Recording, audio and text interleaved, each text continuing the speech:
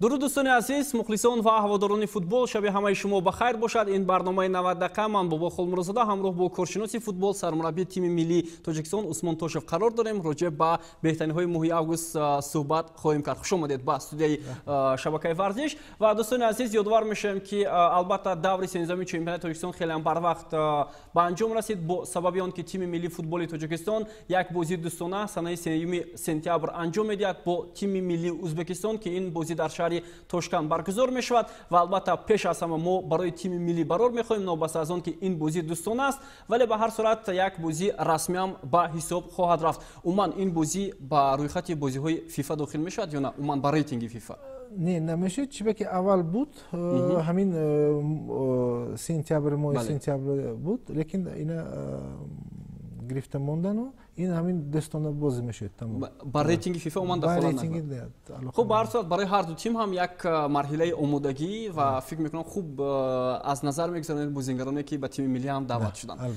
Хуб, дӯстони азиз, даври ояндаи чемпионати Тоҷикистон санаи албатта 7, 8, 11 сентябр баргузор мешавад ва биёед бубинем ки чанд бозӣ баргузор хоҳад шуд дар ин давр, ки мо болотар гуфта гузашта будем, махсусан дар барномаи гузашта.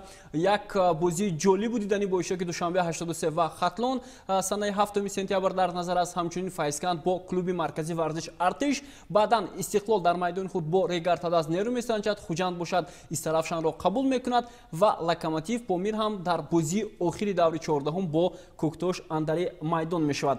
Хуб, дар ҷадвали чемпионат албатта тағйиротҳо қариб ки зиёд нестанд, ҳамон гунае ки ҳаст идома дорад. Истиқлол ҳамеша садрнишини ҷадвал мебошад бо тафовути 11 имтиёз зиёдтар аз ҳарифи худ дар мақоми аввал қарор дорад. Хуҷанд, Хатлон, Коктош дастаҳое ҳастанд ки барои зинаҳои болоӣ, махсусан мавқеи дуюм талош карда истоданд, ҳарчанд имконияти ба мавқеи аввал баромадани ин дастаҳо хеле ҳам душвор аст, чунки 11 имтиёз ин мушкил меорад барои ҳар дастае ки ба Истиқлол наздик шаванд. Ба ҳар сурат барои дигар дастаҳо гуфтем дӯстони арҷманд, муҳим аст ки ҷоизадори мавсими имсола шаванд ва рӯйхати ҷоми Конфедератсияи футболи Осиёро ба даст оваранд.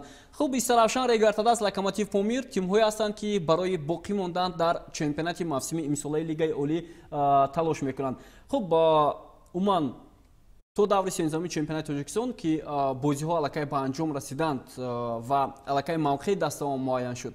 Мо болотар гуфтем ки ҷоми Конфедератсияи футболи Осиё АФК яке аз мусобиқаҳое аст ки давоми чанд соли охир бошгоҳҳои Тоҷикистон дар он бояд ҳунардамоӣ кунанд ва натиҷаи хуб ҳам нишон диҳанд. Ғайр аз Истиқлол мо дигар дастаҳоро ҳам намебинем аз Тоҷикистон ки як оромади арзанда ҳам нишон бидиҳанд. Хуб, имсол ки чемпиони феълии Тоҷикистон ба бозиҳои гурӯҳи Лигаи Чемпионҳо меравад ва албатта шонси дигар барои дастаҳои ҳастанд. Хуб, ҳамин анъанае ки Истиқлол ду бор баромад дар финали ҷоми АФК иштирок кард ва бозии арзанда ҳам нишон дод, кадом даста метавонад ҳамин гуна натиҷаи Истиқлолро нишон дода дар соли оянда ба андешаи шумо? Аз якумаш оянда бисёр хуб. Бале. Бо ду командомо ҳамин кубки АФК бозӣ карда метавонад. Бале.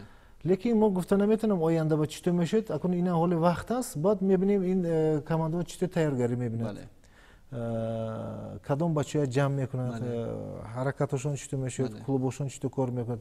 Лекин ҳамон ки дуюм сеюм ҷоя мегирад, ман фикр мекунам ки якум мақсадашон аз гурӯҳ буромдан, аз группа буромдан мешавад.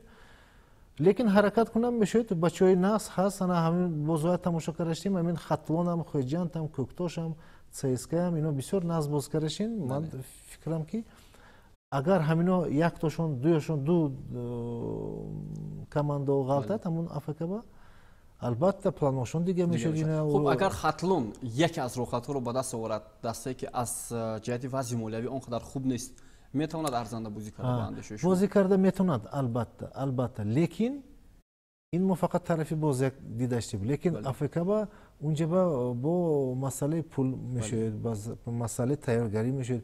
Ман оʻйла мекунам инҷа баъд ҳукуматам ёрдам метиҳад, нигоҳ мекунанд. Бевай, конечно, албатта бисёр қиин мешавад. Бале.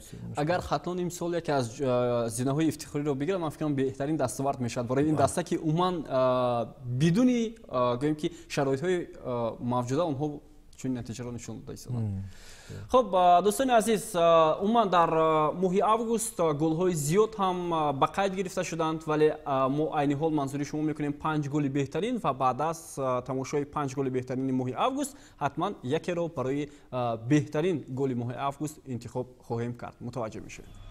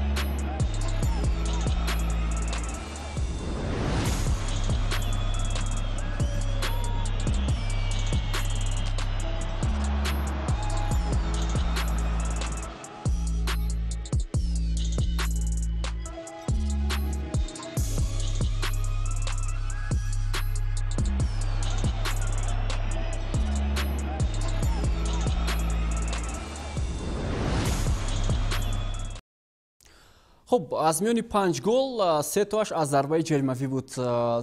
از ضربه جریمه‌ای هم در موسم امسال گل‌ها خیلی هم زیاد به خرج گرفته میشن. خب گل‌هایی که از ضربه جریمه‌ای زده میشوند و گل‌هایی که از رفت بازی زده میشوند فرق اونها در چی است؟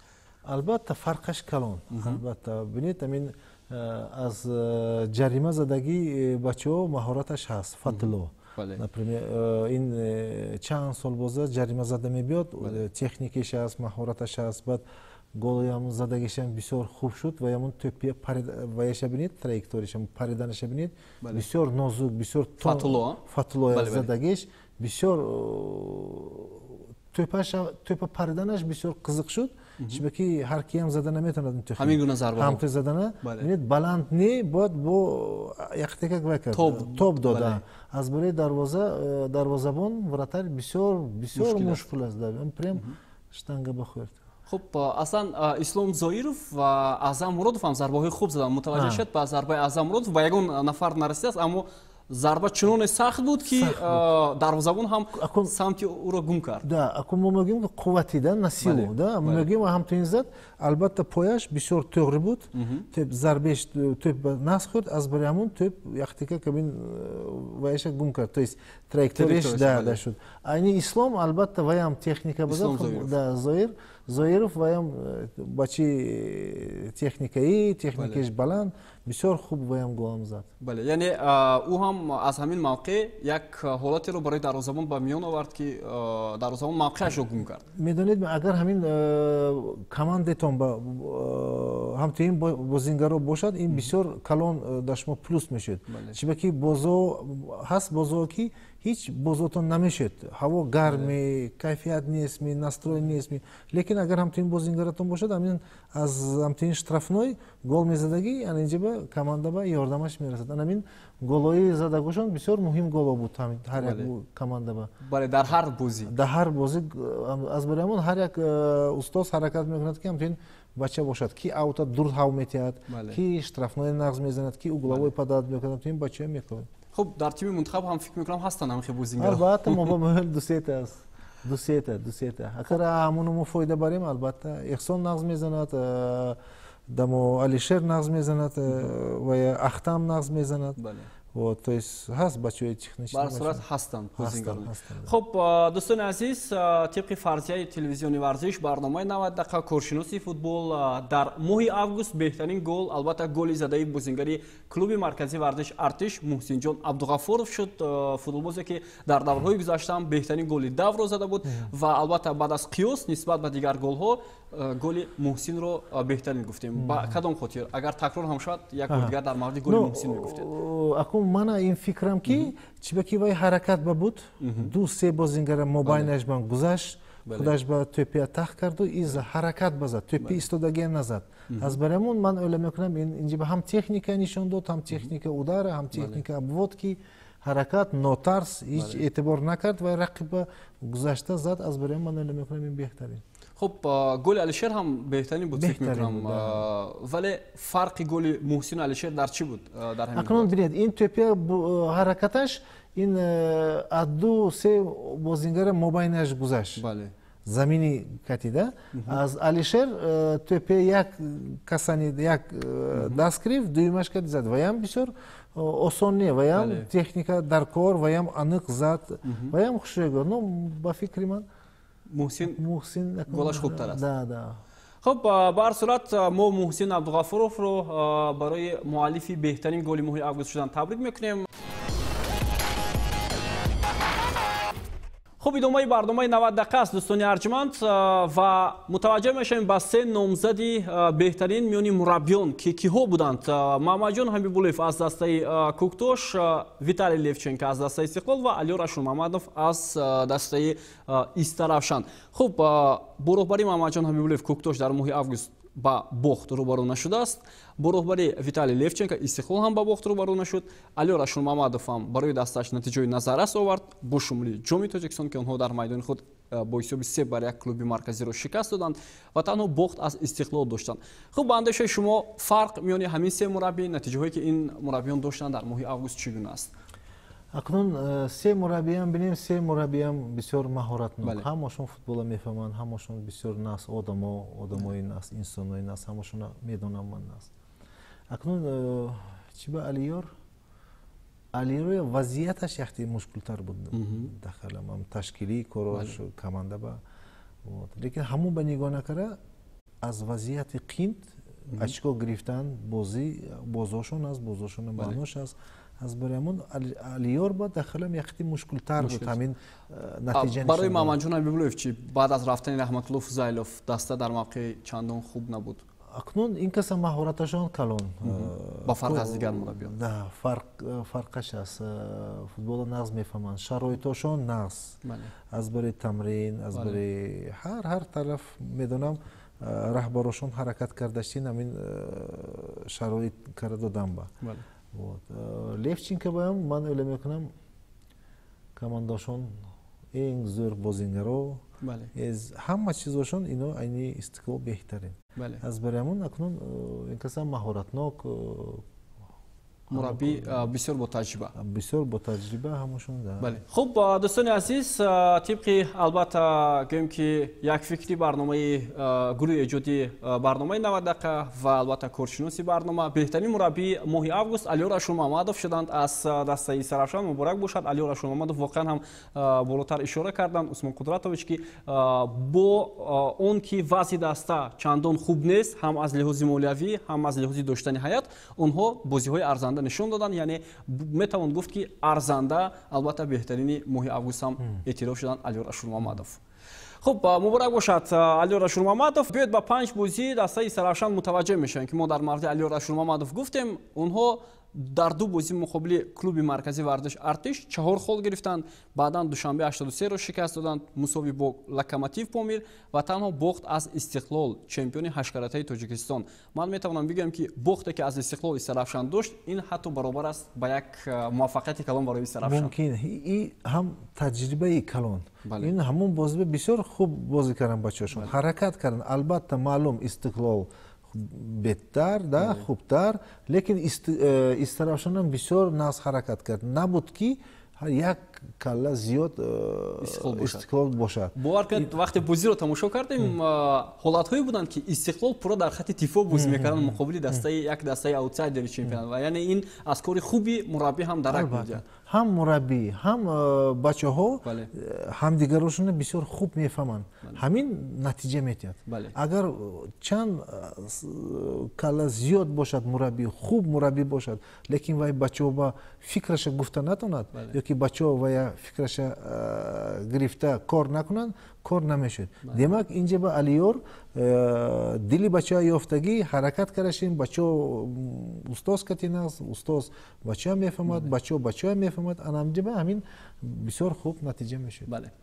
خب دوستان عزیز، 3 نفر فوتبالباز دیگر هم با قطار نامزدها پیشنهاد شدند. اینها نادربگ ابراهیموف از کلوب مرکزی ورزش ارتش، علیشیر جلیلوف از استقلال و محسن جان عبدالغفارов از دسته کوکتوش و فکر میکنم این نفران هم در ماه آگوست برای دسته خود نتیجه های نظررس نشان دادند و در حساب خود هم یک لحظه های خاطرمان رو هم گذاشتند. ولی البته یک نفر رو باید اعتراف کرد برای بهترین بازیگر بودن. خب میتوانیم بگیم که برای علیشیر جلیلوف هم ماه آگوست خاطرمان بود، زیرا او گل‌های زیاد زد، پاس‌های گل‌آور انجام داد. برای محسن هم، برای نادربگ هم. خب با آن که وضع دسته ها گوناگون است، یعنی کوکتوش دیگر است، استقلال دیگر است، کلوب مرکزی ورزش دیگر است. خب میتوان گفت که از دیگر دسته ها مثلا در برابر دیگر تیم هایی که پیشتاز هستند در جدول چمپیونات مبارزه میان فوتبالبازان هم پرشده‌تر شود. این چیز وجود دارد آیا در هر بازی، یا تنها میان مثلا دسته هایی که استقلال با اوتسایدر بازی کنند حتما اونجا بهترین علاقه معلوم میشود، یا کلوب مرکزی با دیگر دسته ها؟ من öyle میکنم که ببینید هر خیل بچه‌ها ما باش داشته است، هر خیل بچه‌ها دیمک هر یک کمانده خوب باز کردن. از دما یک همین بهترین بازیگر دیدم برایش، گفتم برایش. ببینید چند نفر ما دیداشتیم، این نگفتاشیم احسان نقص، علیشیر نقص تمام. ببینید ما обсуждать کردیم ده و همونا کردیم. دیمک کمانده استوستا بلند شداشتین. конкуренция ҳаст, ҳамин номзод баям. аз барамон рақобат бошдаги ҷойба бачаҳо албатта калон мешавад. خب بهترین بازیگری ماه آگوست دوستان ارجمند نیمه‌فیزیتگری دسته استقلال علیشیر جلیلوف اعتراف شد. فوتبالبازی که در ماه آگوست 4 گل و اینچنین 4 پرتابی گل‌آور انجام داد. این بهترین نشان داد میان دیگر فوتبالبازان بود و همچنین آن نتیجه‌ای که علیشیر جلیلوف نشان داد بهترین بود در حیاتی دسته استقلال. خب بار اول میشود که در این موسم علیشیر جلیلوف بهترین اعتراف میگردد. خب اصلا فوتبالبازی که تجربه خوبی بازی دارد نسبت به دیگر بازیگران. خب متوجه میشم او 450 دقیقه در میدان بازی کرده است، یعنی بیست 90 دقیقه او عوض نشد در 5 بازی که تیم استقلال داشت و 4 گل 3 پرتابی گل‌آور انجام داده است. ما یک دفعه اشتباه کردیم و این بهترین نشان داد است. اما چرا علیشیر جلیلوف تنها بار اول در موسم امسال بهترین اعتراف گردید؟ خب سوالش رو شما در چی میبینید؟ شاید دیگر فوتبالبازان هم چطوری که شما گفتید عین حال مدعی هستند و تلاش میکنند. اکنون میدونید علیشیر مکتبش بسیار. بله. یکمش مکتبی نغز گذاشتگی، مکتبی فوتبال. بعد این بسیار مول باز میکند امون международный бозой ам таъсираш аст. بعد خودش هم خاراکترش، بول خودش با کار میکند، حرکتش است. انا همین چیزو داخلم در این میتیات بهترین شدن برایش نتیجه میتیاد. خب دوستان عزیز یادآور میشم که از دسته استقلال در соли ҷорӣ ин дуюмин футболбозе аст ки беҳтарин бозингари мо эътироф мешавад. Албатта қаблан Манучеҳр Ҷалилов, ҳамлагари ин даста, дар моҳи аввали оғози мавсими имсола унвони беҳтарин бозингарро аз рӯи фарзияи телевизиони варзиш ба даст оварда буд. Хуб, Алишерро бо ин ҷоиза табрик мекунем ва ҳатман ҷоизаи телевизиони варзиш дар бозиҳои даври 14-уми чемпионати Тоҷикистон ба мураббии беҳтарин моҳи август ва футболбози беҳтарин тақдим карда мешавад. дар моҳи август албатта таҳаввулот, рӯйдодҳо хеле ҳам зиёд буд ва махсусан барои интихоби беҳтарин бозингарон ба ҳайати рамзӣ ва мо инҷо тасмим ҳам гирифтем дӯстони арҷуманд ки ҳайати рамзӣ моҳи августро ҳам тартиб бидиҳем 11 бозингари беҳтарин ва мебинем ки киҳо ба ҳайати рамзӣ моҳи август шомил шуданд. Хуб, шурӯъ мекунем аз дарвоза. Рустам Ятимов ягона дарвозабоне аст ки дар 5 бозии дастаи Истиқлол дар моҳи август танҳо 1 гол сар додааст. акнун ин ҷаба албатта Рустам бисёр дарвозабони нас, хуб, ақлнок бача, ҳаракат мекунад. Ман як гол сар додагишам ин ҷаба ман ӯйло мекунам як меҳнати ин не, меҳнати бутун команда, бутун хати дифоъ. Лекин ҳамин хати дифоъам хуб кор карданаш бараш, ҳаракат карданаш бараш, ин Ятимов ҳам гуфтанаш дар кор. Ту ин кун вақти бозӣ ҳамин коро ҳамин Рустамба ҳаст, гап мезанад. дар мавриди ҳимоятгарон дӯстони арҷуманд 4 нафар ҳимоятгар ба ҳайати рамзӣ моҳи август шомил шуданд. шурӯъ мекунем аз канори чапи майдон ки дар ин мавқеъ футболбози дастаи Хатлон Ҳусейн Нурматов қарор гирифт. албатта дар ин мавқеъ бозингарон зиёд буданд. метавонистем Табризи Давлатмиро ном барем, метавонистем Эраш Раҷабовро аз Коктош ном барем, вале сухан дар мавриди Ҳусейн Нурматов рафт. Ҳамин ҳозир гуфтаги гапатон ки 3-4 нафар ҳаст. Бинед ҳамин 3-4 нафар ҳамеш кандидат тими миллӣ ба. Бисёр ин хуб чиз ки ҳамин ёшо ҳозир ҳаракат кардаштин ки ино ҳамин тими рамзӣ ба ҳастанд, ҳамин тими миллӣ ба интихоб мекунем.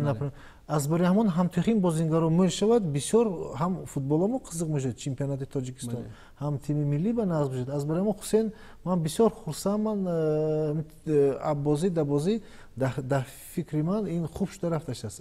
яъне ҳаракат дорад. демак устоза гапаша мекунад, демак дар боли худаш кор мекунад. бисёр нақс. хуб, дар маркази хати ҳимоя 2 нафар, яке Ваҳдат Ҳанонов аз бошгоҳи Истиқлол. баъд аз он ки Ваҳдат Ҳанонов ба ҳайати асосӣ омад, аллакай мавқеи худро ишғол кард. онҷо Марко Милич ҳастанд, Алексей Ларин дар Истиқлол, вале ин футболбози ҷавон аллакай мавқеи худро устувор кардааст.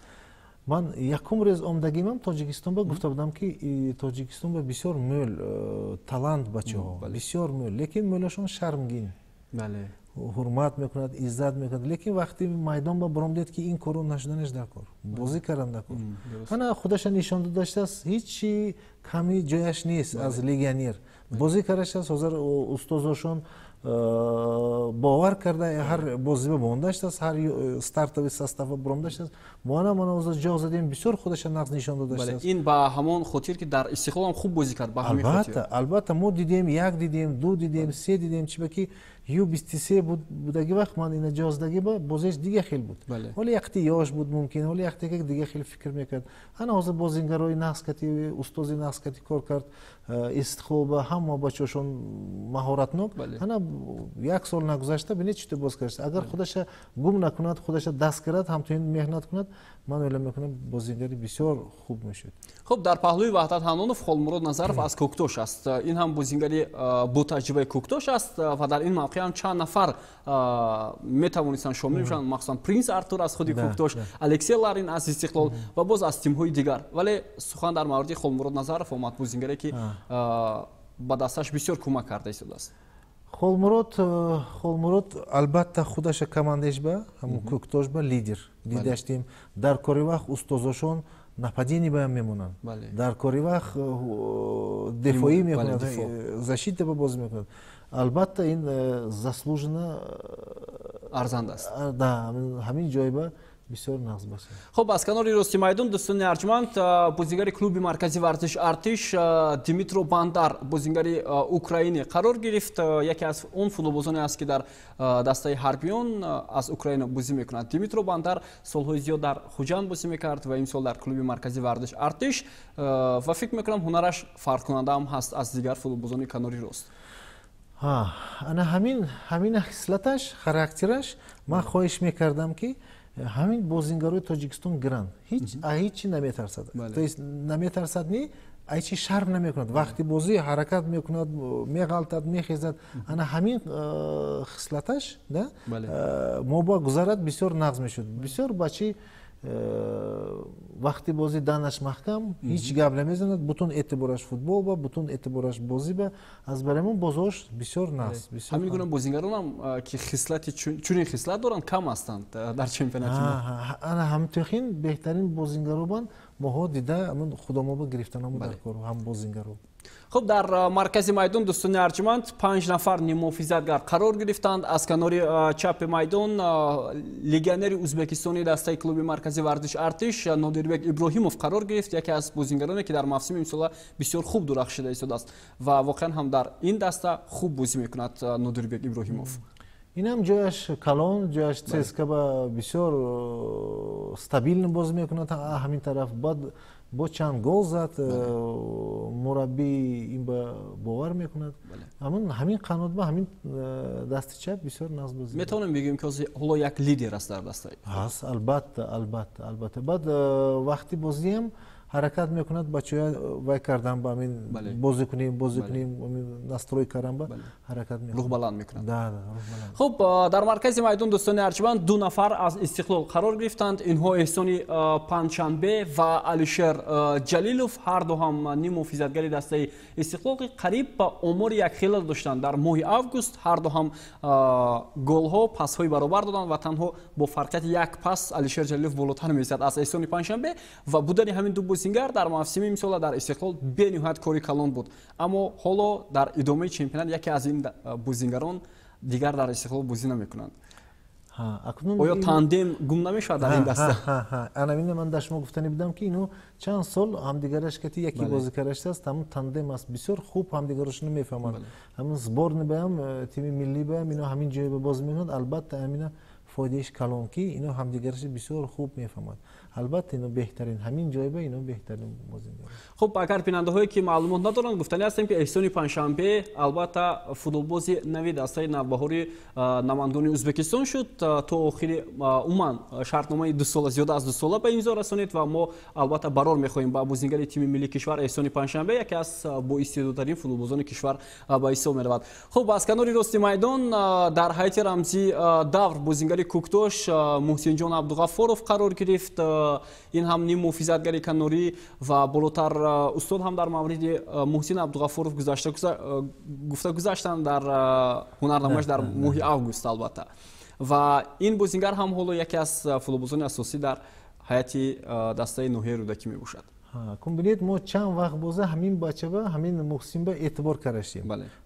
محسن هم فهمیدنش در کار که اعتبار هست می دیمک بسیار ناز بازی کرده است. این لیکن همین بازیش که ایستادنش در کار نی با حرکت کردن است. ما گفتیم دبال خودش اگر کار کند هم کوکتوش به مول فایدهش میرسد. ما هم اینا تیم ملی با 11 میتونیم بسیار قوتش کلان بچه بسیار حرکتش هست فقط دبال خودش کار کردن است.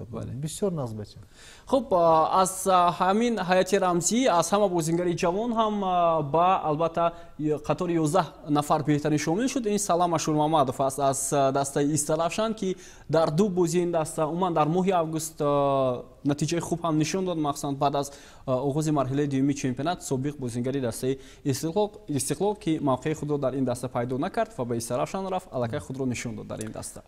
انا هم اگر اعتبار کرده باشید نامعلوم استا کم وقت رفتش است. انا هم این یوشو برام داشتین. از برامون ناترس ما همون یوشو با اعتبار کرده حرمت کرده اونها ناترس همونا بازی با موندن اومده و در استقلال همین چیز الکی شده است. رستم سایروف آمدونی کمون نشین استان هم تیمی برون از برای همون агар моҳо нотарс ҳамонокати мултар кор кара билим тем диққат корошон ба тем индивидуалне кор кунем албатта интихоби бачаҳо бисёр яла шуда рафтан мегардад баъд ино ҳам мефаҳмад ки фақат якта дута бозингар не ҳама ба эътибор карашин ино ҳам ҳаракат мекунад аз ду тараф ҳаракат шуданаш дакуд аз тарафи устозо аз тарафи футболисто ҳаракат бошад албатта бозингарои анамтоин салам барем бисёр бачаҳои нағз пайдо шуда бозикара мерем.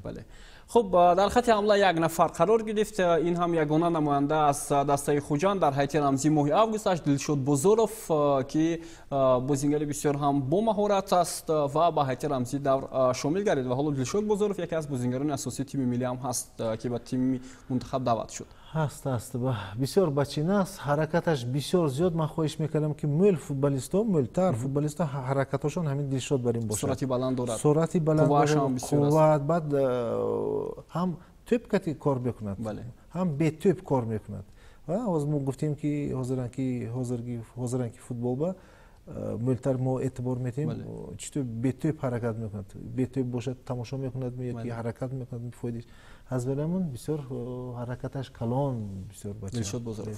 хуб ба ҳайати рамзии давр мураббии моҳи август албатта Алиёра Шуномамадов гардид яке аз мураббиёни бисёр ҳам фаъол мураббие ки дар дастаи Сарафшан махсусан дар моҳи август натиҷаҳои хуб нишон дод ғайр аз як бохте ки аз Истиқлол доштанд онҳо бохти онҳо аз Истиқлол ба қайд гирифта шуд як бозии арзанда ва ҳатто барои як имтиёз ҳам арзанда ҳунар намоӣ кард. хуб дар мавриди Алиёр баъдан гуфта мегузарем боз дар идомаи барнома ва дӯстони азиз ин буд 11 нафар беҳтарин бозингари моҳи август ва мураббии албатта ҳайати рамзии давр. хуб дар идома боз мо метавонем беҳтарин мураббӣ ва беҳтарин футболбози даврро ҳам муайян кунем. хуб биёед боз мутаваҷҷеҳ мешавем ки дар даври гузашта чӣ гуна натиҷаҳо ба қайд гирифта шуданд дар чемпионати Тоҷикистон ки мо бори дигар ёдовар мешавем ки Регар Талас Локомотив Помир имтиёзро байни худ тақсим карда буданд. Куктош дар майдони худ бо Душанбе 83 бозиро мусовӣ карданд як бозии бисёр ҳам баҳснок ки голи дастаи Душанбе 83ро довари канор ҳисоб кард. Баъдан Федератсияи футболи Тоҷикистон ин доварро аз ҳаққи доварӣ дар ду давр маҳрум кард бо сабаби он ки голро нодуруст ҳисоб кардааст. хуб Хуҷанд дар майдони худ бемушкилӣ Файзканро шикаст дод. Истаравшан бо ҳисоби 1-2 аз Истиқлол мағлуб шуд дар майдони худ. ин ҳам як бозии баҳснок буд ки билохира ба он оварда расонид ки як баҳси лафзӣ миёни сармураббии дастаи Истиқлол ва мухлисони дастаи Истаравшан пайдо шуд ва Федератсияи футболи Тоҷикистон ҳам бо як қарор сармураббии дастаи Истиқлолро аз ҳаққи ҳидояти тим дар ду бозӣ яъне дар ду даври ояндаи чемпионат маҳрум ҳам кард. Хатлон бо клуби марказии варзиш Артиш бозиро дар майдони худ мусовӣ анҷом доданд ва имкон дорем ки бори дигар ба ҷадвали чемпионат мутаваҷҷеҳ шавем. дӯстони арҷманд бори дигар хотиррасон мекунем ки Истиқлол чун ҳамеша садрнишини ҷадвали чемпионат аст ва дигар дастаҳо талош доранд чӣ тавре ки мо болотар ишора кардем. хуб шумо дар барномаи гузашта гуфтед ки ҳатман дастае ки дар мавсими мисол натиҷаи беҳтар нишон дода метавонад дар лигаи олӣ боқӣ мемонад, вале шумо гуфтед ки бисёр хостори он ҳастед ки дар мавсими оянда 10 даста не 12 даста шавад. хуб ин имконият ҳаст ва чӣ натиҷа медиҳад барои хуб умуман рафти чемпионат дар мавсими соли 2021? акун ман ин фикри ман албатта ин шуданаш береш ин мӯл кор каранда кор 12 бошад нағз 14 бошад нағз чӣ ки бозингаро ба мӯлтар бозӣ мешуд таҷриба мешуд. албатта чӣ қадар бозингар бозӣ мӯлтар кунад ҳам қадар таҷрибааш баланд мешуд ҳам қадар фоидааш мерасад. но ин барбар регламент аст инҷа спортивный принцип аст ки бой метиҳад буромда мерояд ки якум лига ва якум дуюмҷа мегирад мебурад стиковой бозӣ мекунад. аз барамон ҳозир дуюм кругомо дуюм давромо ба фикри ман бисёр қызиқ мегзарад бисёр қызиқ мегзарад чӣ ки бинед очко ҳеҷ дур не ҳамдигарашон як бозия агар Локомотив бурад ана 10 очко буромдаш аст 8 ба агар Истиравшан Регар бойтият по инфром данаш мумкин. аз барамон як бозия боигирад Истиравшан 12 очко 2 очко мемонад Файзкан болоя бинед чито 20 19 20 22 як бозӣ ҳал мекунад. аз барамон дахаялам бисёр қызиқ шуданаш бисёр ҷолиб сурат мегирад.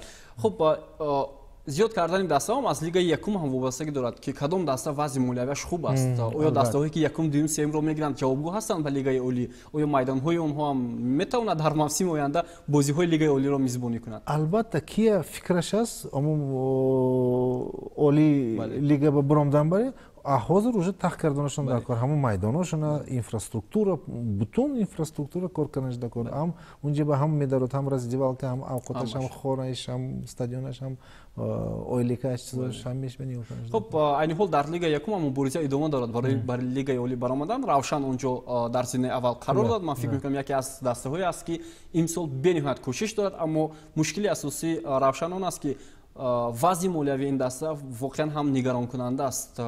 яке аз дастаҳое ки минтақаи клубро дар чемпионати Тоҷикистон ҳамеша муаррифӣ мекард. ҳатто солҳои 2012-13 онҳо чемпиони Тоҷикистон шуданд.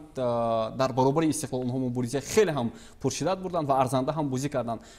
фикр мекунам бояд ҳамин чизҳо ҳалли худро ёбанд барои муваффақияти даста, чун агар ҳолати молиявии даста хуб набошад, мисле ки ҳоло ин чиз мо гуфтем дар лига якум ҳаст, махсусан ба Равшан, онҳо чӣ гуна дар оянда дар лигаи олӣ бозӣ карда метавонанд?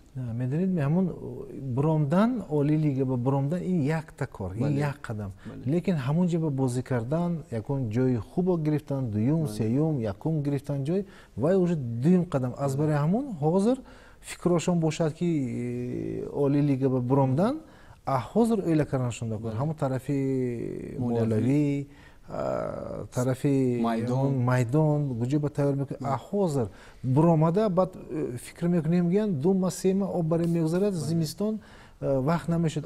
ҳозир оста-оста план кара инҷа ба нафақат результат буридан ин кори устоз, кори бачаҳо, клуб, раҳбари клуб, раҳбари ҳамон вилоят мери, раҳбари ҳамон унам диданашон дар кор ки оста-оста корашон таҳ кара, планошон таҳ кара, штоби ино стабилно бозӣ кунад. хуб дар идомаи чемпионати дӯстони арҷманд ба ҳар як дастаи иштирокчии лигаи олӣ барор мехоҳем ва бовар дорем ки дастаҳои муваффақ ҳатман метавонанд натиҷаҳои хуб ба даст оварда. хуб ба Усмон Тӯшев барои ширкатшон дар барномаи 90 дақиқа ташаккур мегӯем.